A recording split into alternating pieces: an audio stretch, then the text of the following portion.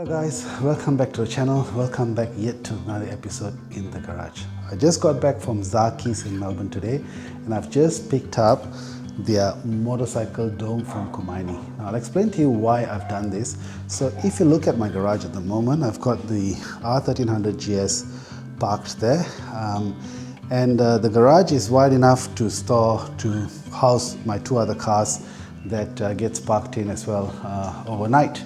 And it's just not big enough for me to store the R1250R as well. And as you can see, the R1250R is actually stored just right there. And I've got one of these rain covers that I've got put on to just protect it from the harsh Australian weathers. And like now it's been raining, so the bike remains nice and covered. But it is proven to be a bit of a pain to put on and to take off. And it's really starting to irritate me every morning to remove it, and then every evening when I come back to put back the cover on, and so on and so forth. So I looked at the Zarkie's website and I realized they've got the Komine Motorcycle Dome, and I contacted Zarkie's in Melbourne, spoke to Scott, and today I went to pick up the AK-133 Komine Motorcycle Dome, and I'm going to share with you the whole installation process. Talk to you about how I find the product, the quality, first impressions and so on, and let's see if it's going to solve the issue that I've got with the motorcycle storage. So if you're up for that, grab a cup of coffee and let's do this together.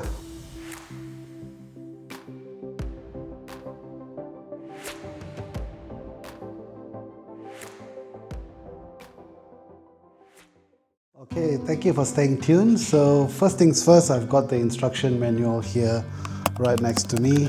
Not surprising that it's all in Japanese because Komine is a Japanese brand. Nevertheless, I have actually unboxed the items, and you can see they are all basically steel sort of poles that are powder coated, and they're all sort of labeled with specific identifiers B1, B2, B3, and subsequently on the other side they've got A1 to A6, and everything is sort of labeled. And basically I'm just going to go following the instructions here, just mainly looking at the photographs that are within here. I don't think you need to understand Japanese, but there is a little bit of English in there as well in the instruction manual, so that's going to come in handy. And all I'm going to do is I'm going to put everything together, and then from there we'll move on to the next step and give a demonstration on how the end product actually looks like. So it's actually quite dark now, so because of that I'm going to assemble the whole thing in the garage. So with that, let's get on with the installation.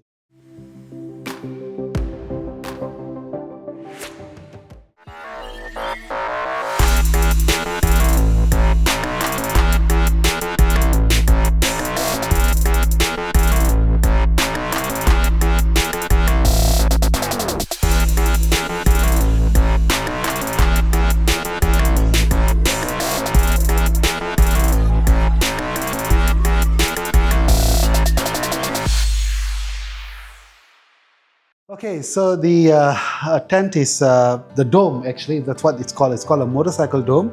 It's now all installed. Now, in terms of the installation, I would rate it to be probably 6 out of 10. It's not that hard, it's just fiddly.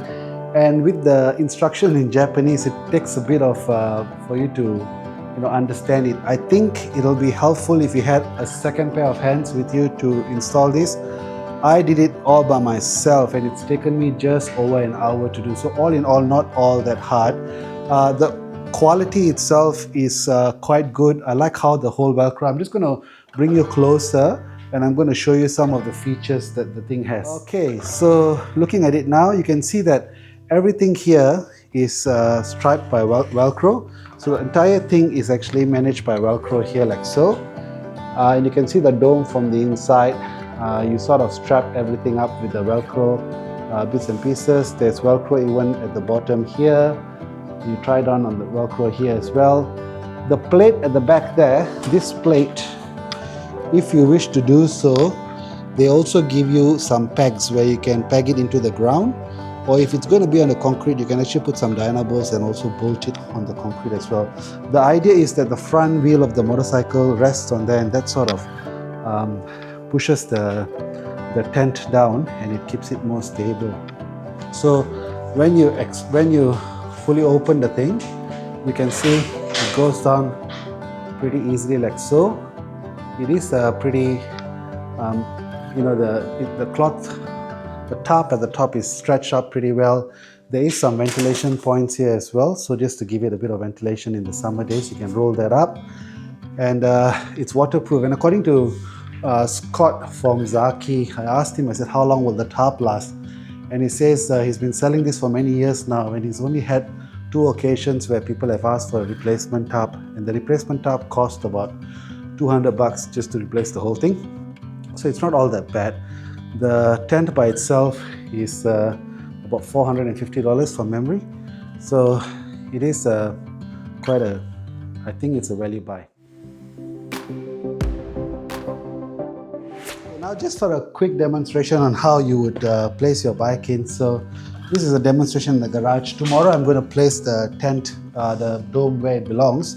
But anyway, all you can do is you basically, if you're riding back, you could essentially just ride into the tent like so. Right? Place your front wheel just there.